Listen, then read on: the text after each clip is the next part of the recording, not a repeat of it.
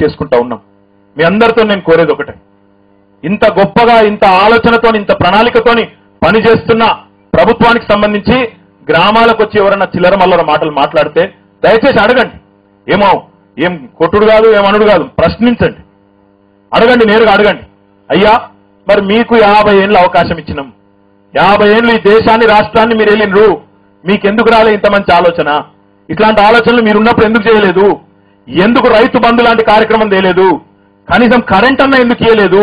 ఎందుకు అప్పుడు మమ్మల్ని అందరినీ గోసవుచ్చుకున్నారు అని చెప్పి అడగాల్సిన అవసరం ఉంది. ఒక్క మాట మాత్రం నేను చెప్పి మీకు ముగిస్తాను. ఆనాడున్న ప్రభుత్వాలు, అప్పుడున్న ప్రభుత్వాలు 67 ఏళ్లలో వాళ్ళ చేతగానితనంతో, వాళ్ళ అసమర్థతతో గతంలో రైతులను చిక్కుల్లోకి నెట్టి చుక్కలు చూపెడితే ఈ రోజు ఆ చిక్కులు తొలగించి రైతులకు చెక్కులు చూపెడుతున్నది తెలంగాణ ప్రభుత్వం అని చెప్పి సందర్భంగా నేను మీకు విజ్ఞప్తి చేస్తా ఉన్నా. రైతులను ఆనాడు మీరు రాబందుల మాదిరిగా వేధించుకొని తింటే ఈ రోజు రైతు బంధువై, ఈ రోజు వారందరి ఆత్మ బంధువై కేసీఆర్ గారు అద్భుతంగా ఈ పెట్టుబడి కార్యక్రమాన్ని కూడా ముందుకు తీసుకొని రావడం జరిగింది. అదే రకంగా ఎవరు ఏమనుకున్నా, ఎవరు ఎన్ని రకాలుగా దీన్ని చిన్నగా చేసి మాట్లాడే ప్రయత్నం చేసినా మనం పట్టించుకునే పని లేదు. మేము కూడా 4 రోజుల నుంచి తిరుగుతా ఉన్నాం. ఏ గ్రామానికి పోయినా అన్నిటికన్నా గొప్ప కార్యక్రమం, అన్నిటికన్నా గొప్పగా అనిపించింది ఇక్కడ అంటే ఇప్పుడే రమేష్ బాబు గారు చెప్తున్నారు. 21, 22 గ్రామాలకు పోయినా నేను 9 ఏళ్ళు అయింది నేను ఎమ్మెల్యే అయ్యి.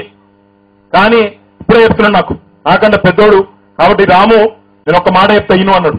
ఏంటిదన్నా అంటే ఈ 9 ఏళ్ళు ఎమ్మెల్యేగా నాకు ఇంతకంటే గొప్ప సంతృప్తినిచ్చిన ప్రోగ్రాం ఇంకొకటి చూడలేదు నేను ప్రభుత్వ కార్యక్రమం అని చెప్పి ఇప్పుడే మీ ఎమ్మెల్యే గారు చెప్తా ఉన్నారంటే ఎంత గొప్ప కార్యక్రమం దీన్ని మీరు ఆలోచన చేయాలని చెప్పి నేను కోరుతా ఉన్నాను. ఇంకొక మాట మాత్రం చెప్పి నేను ముగిస్తా. అసలు ఈ మధ్య దాకా చూస్తే వీడియో నచ్చిందా? అయితే ఓ లైక్ వేసుకోండి, లేదంటే ఓ కామెంట్ చేయండి. ఎప్పటికప్పుడు మా వీడియోస్ చూడాలంటే సబ్స్క్రైబ్ చేసుకోండి.